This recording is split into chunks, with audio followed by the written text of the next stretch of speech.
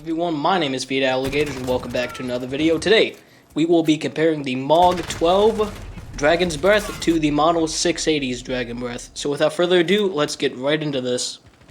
So let's just get the elephant out of the room. The Model 680 is by far stronger than the MOG-12 because in this game, shotguns are primaries, while in Black Ops 4, they were secondaries.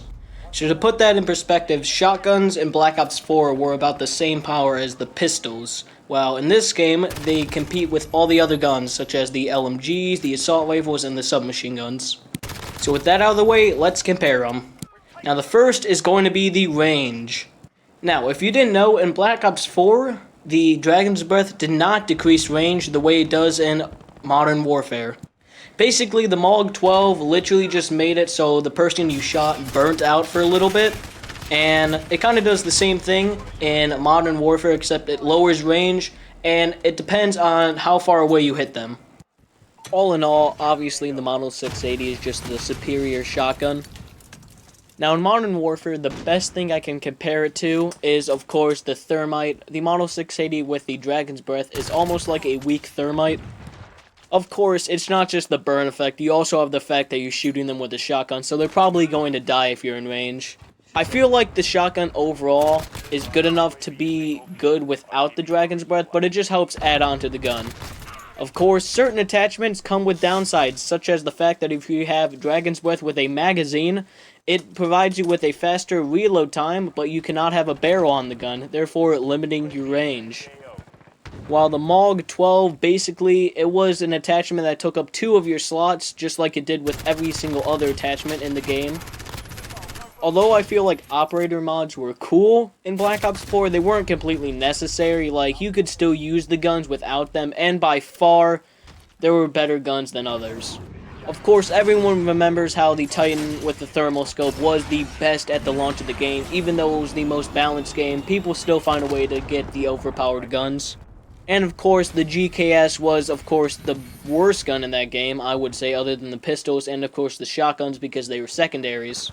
Of course, with the Pick-10 system in Black Ops 4, you really didn't even need a sidearm. As long as you had all your attachments on your main gun, you were just set.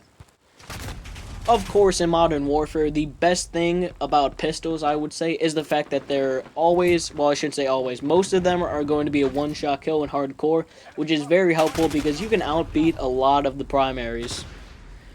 And all in all, shotguns are just so customizable in this game with the fact that you can put slugs on. I don't personally use them, but I can see an incentive to use them with the range.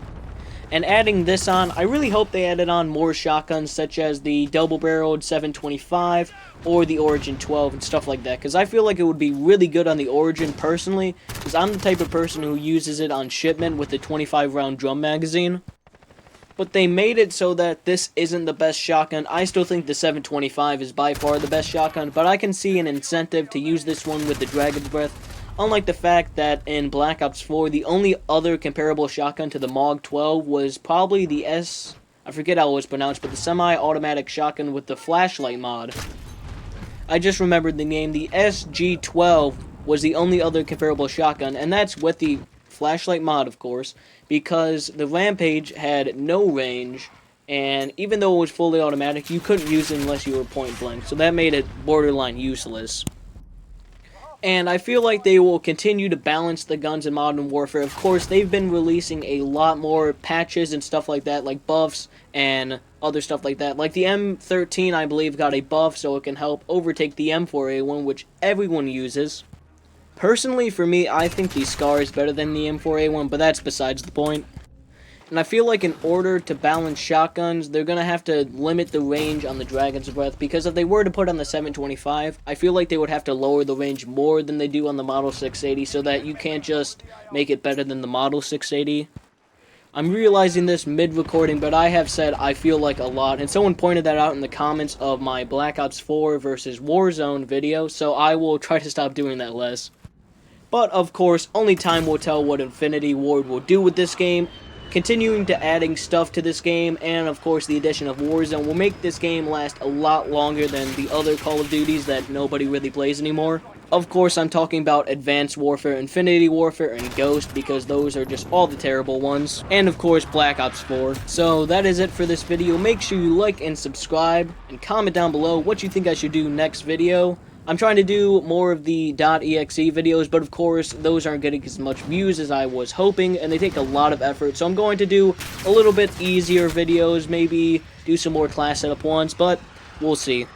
Anyway, that's going to do it, and I will see you all next time.